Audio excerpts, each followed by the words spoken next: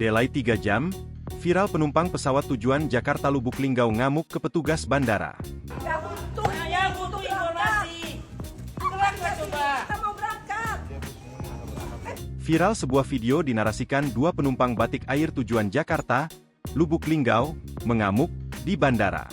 Penumpang tersebut marah-marah kepada petugas bandara karena mengalami delay selama 3 jam.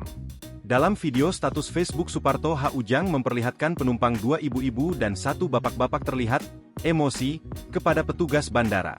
Ibu-ibu dan bapak-bapak menggunakan kopiah haji tersebut dengan nada tinggi memarahi petugas, bahkan ibu-ibu jilbab hitam sempat memukul kardus di depannya. "Kita mau berangkat jam 10 WIB, ujar ibu jilbab hitam menunjuk-nunjuk petugas bandara. Kemudian, bapak-bapak menggunakan kopiah haji menimpali dengan mengatakan mereka gagal berangkat karena petugas asal bicara. "Kami mau berangkat, saya tidak jadi berangkat karena kalian asal ngomong," ujar bapak-bapak tersebut emosi.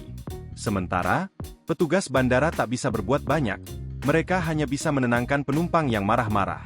Menanggapi hal itu, Ketua Tim Tok Bandara Silampari Lubuk Linggau, Surya menyampaikan penyebab pesawat gagal mendarat karena cuaca dan visibility atau jarak pandangnya rendah.